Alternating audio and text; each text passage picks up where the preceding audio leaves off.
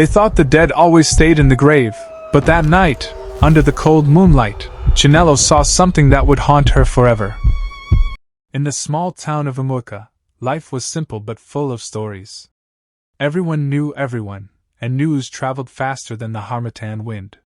Chinelo lived with her parents and her younger brothers in a yellow-painted bungalow with a big mango tree in front. Her father, Pa Okorie, was a well-respected man in the community. He worked as a schoolteacher, known for his strict discipline and his love for proverbs. Her mother, Mama Ifunanya, sold Gary and palm oil at the market, always cracking jokes that made neighbors laugh. But the real story began 12 years ago, when Pa Okorie's younger brother, Uncle Emeka, returned from abroad. Everyone remembered the day clearly. It was a sunny afternoon. Chickens ran across the yard, and Mama Ifunanya was pounding yam in the backyard when suddenly, a tall man with a small black suitcase appeared at the gate. "Brother! Is that you?" Pa Okorie shouted, running out. The man smiled. His face was fresh, as if he had just stepped out of a photograph. He wore a neat white shirt tucked into brown trousers, and his shoes shone like he had polished them every hour on the plane. "It's me, Emeka. I'm back," he said. The family jumped in excitement. Chinelo, only 6 years old then, ran to hug him. "Uncle Emeka! Did you bring me chocolate?" she asked innocently. Everyone laughed. Even the neighbors gathered, whispering, So Emeka really came back from London? God has done it!" That night, the family ate jollof rice with fried plantain in celebration. Uncle Emeka told funny stories about cold weather abroad and how people wore 3 jackets just to go outside. The children laughed until their bellies hurt. From that day, he lived with them. Years rolled by. Chinelo grew older, but one thing remained strange: Uncle Emeka never seemed to change. While Pa Okorie's hair turned gray, and Mama Ifunanya's waist grew wider from years of selling at the market, Uncle Emeka's face remained the same as the day he arrived. Smooth, youthful, and without a single wrinkle. At first, nobody paid attention. "He is eating good food. That's why," Mama Ifunanya would say proudly, patting her chest. But Chinelo noticed little things. Whenever there was a family photo, Uncle Emeka's image always looked lighter, almost fading. And whenever they cooked food with too much salt, everyone coughed or laughed about it, but Uncle Emeka never touched his plate. One rainy season night, something even stranger happened. Chinelo, now a teenager, woke up to drink water. As she passed the corridor, she saw Uncle Emeka sitting in the dark, staring at the wall. "Uncle?" she whispered. Slowly, he turned his head. His eyes glowed faintly, like a cat's in the night. "Go back to sleep, Chinelo," he said calmly. Her heart beat fast, but she obeyed. The next morning, when she told her mother, Mama Ifunanya burst into laughter. So because your uncle's eyes were shining in the dark, you now think he is a spirit?" "Nonsense. Maybe you were dreaming," she said, shaking her head. Still, Chinelo couldn't shake the fear. Life continued. Uncle Emeka was helpful. He fetched water, fixed broken chairs, told the funniest jokes, and even helped the children with their homework. Sometimes he would dance in the living room when high-life music played on the radio, moving his waist in such a funny way that the children would roll on the floor laughing. Look at Uncle. He is shaking like agbalumo fruit," one of her brothers would joke. But behind the laughter, Chinelo still felt something was wrong. One afternoon, their neighbor, Mama Nena, stopped by. She squinted at Uncle Emeka and asked, "Sorry, is this not your younger brother that traveled abroad? But didn't we hear long ago that he—" Before she could finish, Pa Okorie quickly cut in. "He is back, and he is fine. People talk too much in this village." Mama Nena nodded slowly, her face pale, before leaving without another word. Chinelo heard the conversation, and her suspicion grew. The real turning point came one Sunday. The family went to church together. When it was time for Holy Communion, everyone lined up. But just as Uncle Emeka reached the front, the priest looked confused.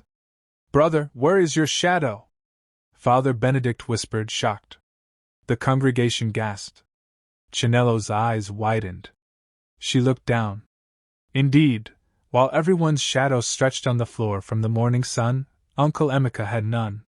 Before anyone could say a word, Uncle Emeka laughed loudly, clapped his hands, and said, Father, maybe your eyes are paining you today. Let's continue the service. His charm and boldness made the congregation laugh uneasily, and somehow the matter was brushed aside.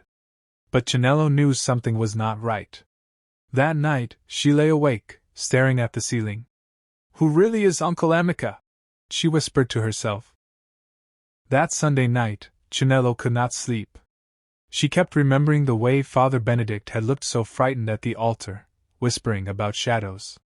The moonlight poured gently into her room through the window. She could hear the crickets outside and the occasional bark of a dog in the distance. But what she couldn't shake off was the thought. Why does Uncle Emeka have no shadow? The next morning, as the family ate akara and pap for breakfast, Chinelo tried to bring it up carefully. Papa, she began. Yesterday at church, Father Benedict. But before she could finish, Pa Okorie slammed his spoon down. Enough! I don't want to hear foolishness in my house. Emeka is my brother. He is here. He is alive. Let that be the end of it. The room went quiet. Even Mama Ifyananya didn't dare speak. The children ate their akara in silence. Uncle Emeka only smiled. Ah, my sweet Chinelo, you think too much. That's why you don't sleep well at night. Come, eat your food before it gets cold. He winked at her, and the children laughed. But Chinelo forced a smile. Deep inside, her suspicion grew stronger. Later that week, something else happened. The family's goat, Onioma, was tied to a post near the mango tree. Usually, the goat was friendly. It would eat from anyone's hand, even follow the children around the yard. But that evening, when Uncle Emeka walked outside to fetch water, Onioma suddenly began to cry and struggle. Meh! Me! The goat screamed, pulling hard against the rope. Its eyes rolled as if it had seen danger. Yai! Why is this goat behaving like this? Mama Ifyananya shouted, running out of the kitchen. But the moment Uncle Emeka went back inside the house, Onioma calmed down. Quiet. Peaceful again. Strange animal. Pa Okorie muttered, shaking his head. But Chinelo whispered to herself. It's not the goat that is strange. A few days later, something even more frightening occurred. Chinelo was coming back from school with her best friend, Nkem. As they walked past the old town square, they met an elderly woman known in the village as Mama Ejima, a woman said to have strong spiritual sight. The old woman stopped suddenly and pointed at Chinelo. My daughter, she croaked. Who is that man that follows you home every day? Chinelo froze. Man? What man? The tall one in a white shirt. His face is bright like morning sun. He stands close to you, but Mama Ejima shivered. That man has been dead for long.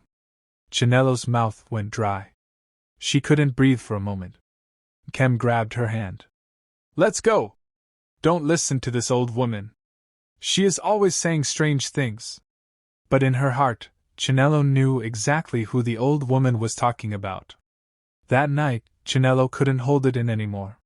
She gathered courage and went to speak to her mother in the kitchen, where Mama Ifyananya was frying beans cake.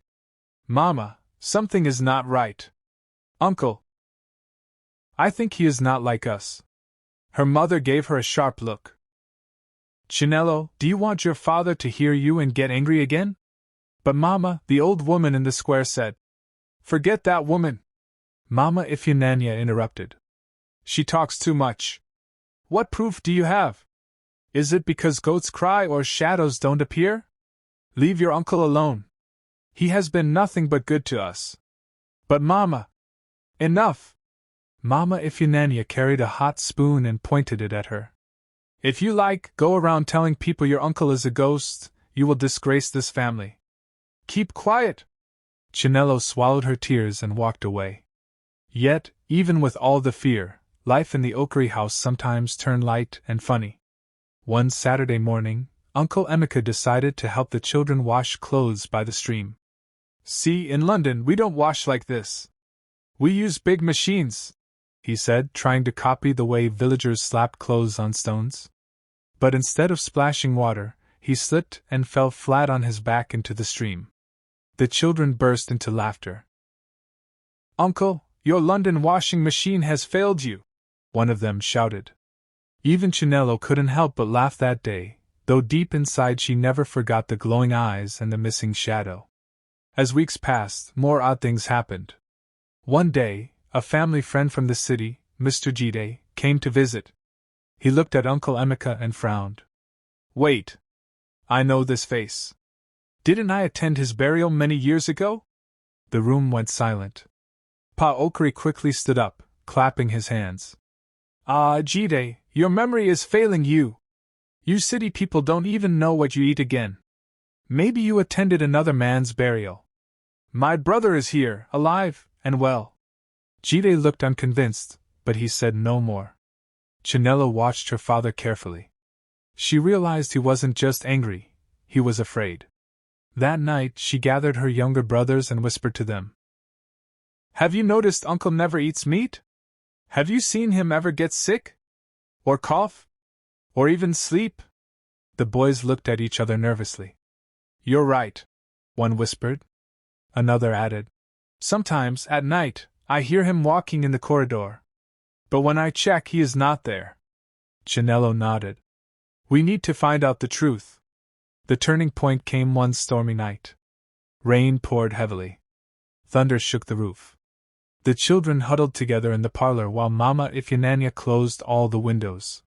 Suddenly, lightning flashed across the sky, and for a brief moment, Chinelo saw it.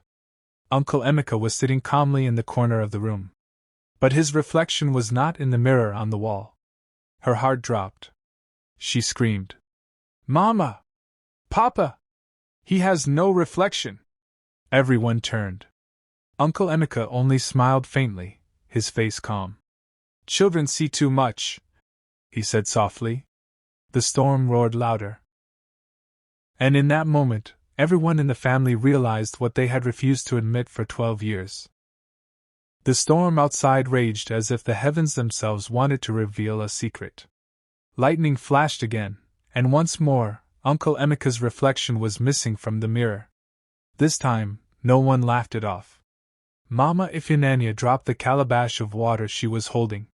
It shattered on the floor, the sound echoing through the house. "Chinik mu o!" she cried, covering her mouth.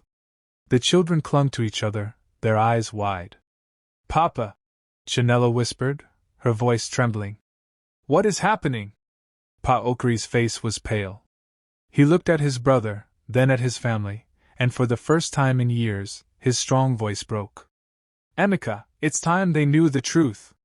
The room went silent except for the pounding rain. Uncle Emeka sat back in his chair, calm as ever. "I told you, brother, one day the children will find out," he said, his voice strangely soft. Pa Okorie wiped his face with his hands and sighed heavily. "Yes, it is true. My brother, your Uncle Emeka, died 12 years ago." The children gasped. "What?" Chinelo cried, shaking her head. But he's been here with us." Pa Okorie nodded slowly. "He died in an accident abroad. We received the letter. But the very same week, he appeared at our gate, just like the day you saw him." Tears filled Mama Ifyananya's eyes. "I didn't believe it at first. But your father begged me. He said if Emeka had come back, even as a spirit, then we must keep him close." Chinelo's heart pounded. "So, all these years we've been living with a ghost?" Wait, you're watching stories from Storyfrica and you haven't hit subscribe yet? Shmon, this is where legends live.